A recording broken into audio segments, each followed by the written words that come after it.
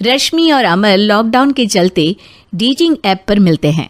उसी बीच उनकी बॉन्डिंग बहुत अच्छी बन जाती है और दोनों एक दूसरे से प्यार करने लगते हैं।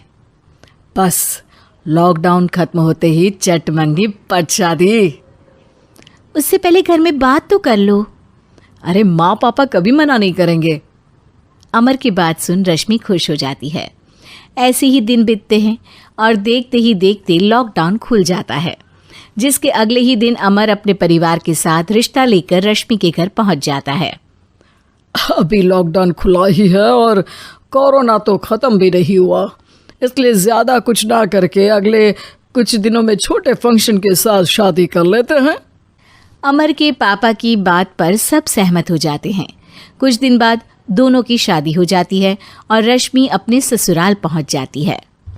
बेटा, शादी तो तूने अपनी मर्जी से कर ली, लेकिन बहू को बोल देना इस घर में हुक्म मेरा ही चलेगा, इसलिए अपना राज जमाने की कोशिश भी ना करें।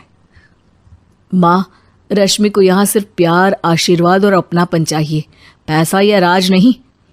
बेटी की बात पर सास मुंह बनाए वहाँ से चली जाती है और अब वो हर रोज़ रश्मि को परेशान करना और ताने देना शुरू कर देती है।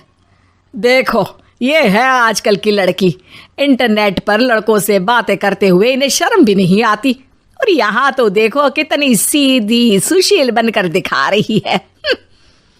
मम्मी, शादी के रिश्ते वाले इंटरनेट ऐप से जब किसी को कोई दिक्कत नहीं है, फिर डेटिंग ऐप के जरिए मिलना किस तरह गलत हो सकता है? रश्मि के डेटिंग ऐप वाली बात सुन उसकी हैरान सास तुरंत तुनक कर पूरे घर को सिर पर उठा लेती है, जिसकी आवाज़ सुन अमर और उसके पापा भी वहाँ आ जाते हैं। हाय मेरी माता, इतना बड़ा झूठ! डेटिंग ऐप को इंटरनेट के जरिए मिली है बोलकर इस कलमुही को मेरे सर ला बिठा दिया। अरे नास पिटी, तुझे जरा भी शर्म नहीं आई? वहाँ न जाने कितने लड़कों से गुलू गुलू करके तुझे मेरा ही लड़का मिला था फंसाने के लिए। माँ, मुझे तो समझ नहीं आ रहा क्या बोले जा रही हो। डेटिंग ऐप इस्तेमाल करना कोई अपराध नहीं है, और तुम रश्मि को ऐसा कैसे बोल सकती हो? मैं भी तो था उस ऐप पर। पहले उसके लिए माँ से झूठ बोला और अब लड़ाई कर रहा है। सास और अमर की बात सुनकर रश्मि हैरान खड़ी रहती है। अमर, तुमने घर में झूठ क्यों बोला?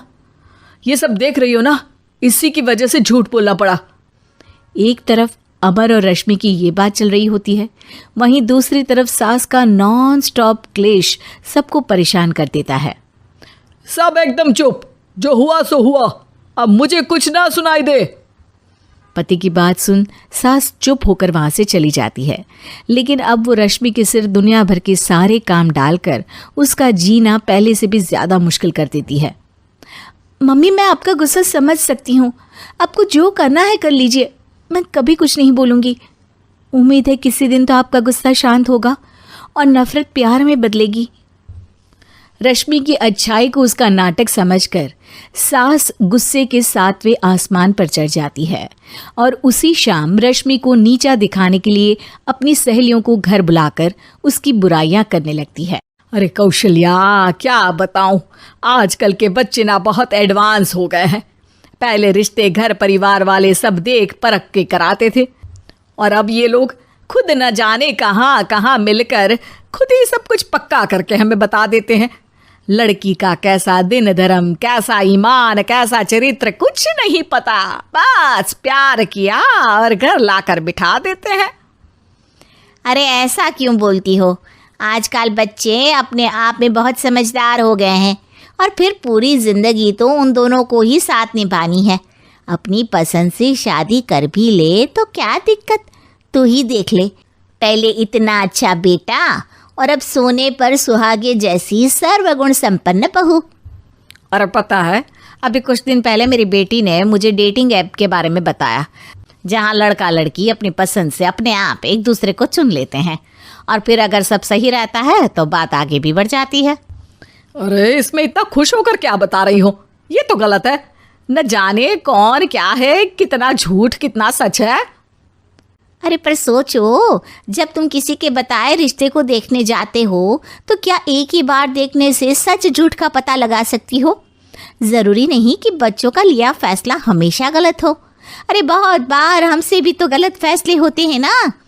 अच्छे बुरे लोग तो हर जगह मिल सकते हैं, फिर इसमें सिर्फ बच्चे ही गलत कैसे? सहेलियों की बात सुन सास सोच में पड़ जाती है और इसी तरह कुछ दिन बीत जाते हैं, जिसमें ना तो वो रश्मि को परेशान करती है और ना ही कोई ताना सुनाती है, जिसे देख रश्मि परेशान हो जाती है।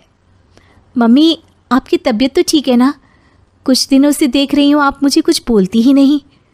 तो मेरा परेशान करना ज्यादा अच्छा लगता है क्या? नहीं, आपकी शांति उससे ज्यादा परेशान कर रही है। शांति इसलिए है क्योंकि मुझे एहसास हो गया है कि गलत तुम लोग नहीं, मेरी सोच है। प्यार तो एक सुंदर एहसास और शादी खूबसूरत साथ है। अगर ये साथ सच्चा है तो कहीं पर भी किसी भी तरह जुड़ा हो उससे कोई फर्क नहीं पड़ता। आप कौन है? इतनी अच्छी बातें मेरी पत्नी तो नहीं बोल सकती। क्या आप भी?